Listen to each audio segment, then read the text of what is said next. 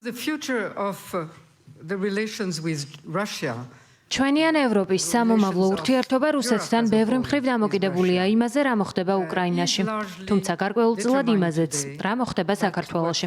სამწუხაროდ ათწლეულებია რუსეთის მეზობლები ვართ. ღმერთმა კავკასიონი ჩვენს შორის წინაღობად აქცია, თუმცა ეს არ აღმოჩნდა საკმარისი. ბოლო 3 საუკუნენახევრის განმავლობაში რუსეთი მოქმედებდა არა როგორც პარტნიორი ან მეზობელი, არამედ როგორც დამპყრობელი, აგრესორი, ოკუპანტი და არეულობის წყარო. ჩვენ რუსებთან ურთიერთობის ნეგატიური გამოცდილება გვაქვს. განურჩევლად მათი სტატუსის იქნებოდა და საბჭოთა კავშირი, რუსეთის იმპერია თუ თანამედროვე რუსეთი, რომელიც ასევე იმპერიაა. ყველაფერი იმავენაირად სრულდება. დღეს საქართველო კვლავ საცდელ პოლიგონად რჩება. რა თქმა უნდა, მთავარი პოლიგონი კვლავ უკრაინაშია, სადაც ჩვენ ყველანი შეშფოთებულები ვართ მასშტაბური აგრესიით.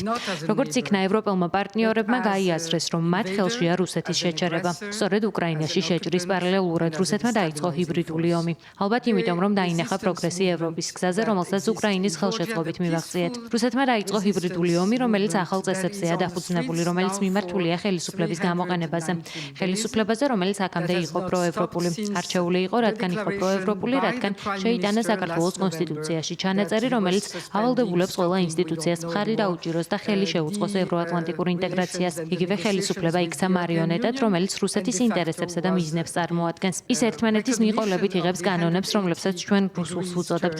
იმ კანონებს, რომლებიც რუსეთში გამოიყენება სამოქალაქო საზოგადოების, არასამთავრობო ორგანიზაციების, თავისუფალი მედიისა და დამოუკიდებელი სასამართლოს გასაჩუმებლად. ჩვენ აღარ გვაქვს დამოუკიდებელი სასამართლო. შეგიძლიათ წარმოიდგინოთ, რა პირობებში მოგვიწია ბოლო არჩევნების ჩატარება. რამდენიმე დღის წინ ჩვენ თვალს ვადევნებდით მოდელირებულ თავდასხმას პრეზიდენტის სასახლეზე, რაც იყო სრული აბსურდი. ხობეები ამ თავდასხმისთვის წინასწარ იყო მზად. შემუშავებული იყო სცენარი სავარაუდოდ ოპოზიციის გარკვეული ნაწილის გამოყენებით, რომლებიც ან სათანადოდ არ იყვნენ მომზადებულნი, ან ვერ იაზრებდნენ რა ხდებოდა. ეს სცენარი დადგმული იყო მხოლოდ ერთი მიზეზით. მიზეზი კი მშვიდობიანი წინააღმდეგობის მოძრაობის დისკრედიტაცია იყო. But to discredit it. Today, Russia represents a fundamental threat to Europe's security. დღეს რუსეთი მთავარი საფრთხე ევროპის დემოკრატიისა და თავისუფლებისთვის. ის მიისწრაფვის ეტაპობრივად დაანგრიოს დემოკრატიული სისტემა და გაბატონდეს დასავლეთ და ცენტრალურ ევროპაში.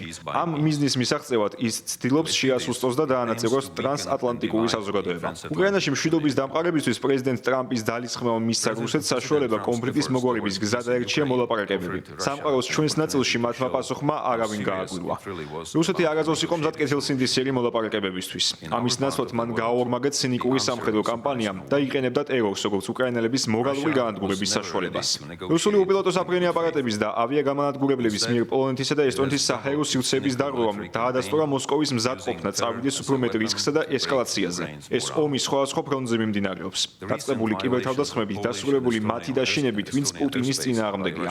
რუსეთი ამახინჯებს სიმართლეს უკრაინაში მის მიერ წარმოებული ომის შესახებ. აუცილებს სიცრუეს ევროპის, ჩვენი მოკავშირეებისა და ჩვენი ინსტიტუტების შესახებ. ეს სცენარი უკვე კარგად არის ცნობილი ევროპის დიდი ნაწილისთვის. სამწუხაროდ უნდა ვთქვა, რომ საქართველოში რუსეთი გარკვეულ წარმატებას აღწევს. მოლდოვაში ეს ჯერ ვერ მოხერხდა, თუმცა ბრძოლა გრძელდება. ჩემს ქვეყანაში ბოლოდროინდელმა კვლევამ აჩვენა, რომ პრორუსული დეზინფორმაციული ვებგვერდები ბევრად მეტ კონტენტს ამზადებენ, ვიდრე ტრადიციული მედია საშუალებები. მათმა გზავნილებმა ჩვენი საზოგადოების ზოგიერთ ფენაში ფესვები გაიდგა. ჩვენი ამოცანაა გავაკეთოთ ბევრად მეტი, რაც ჩვენს ინტერესებშია. დეზინფორმაცია თავისით ვერ გაქრება. ეს ქმნის პარალელურ რეალობას, მასში მოხვედრა მარტივია, თუმცა გაცილებით რთულია მისგან თავის დაღწევა.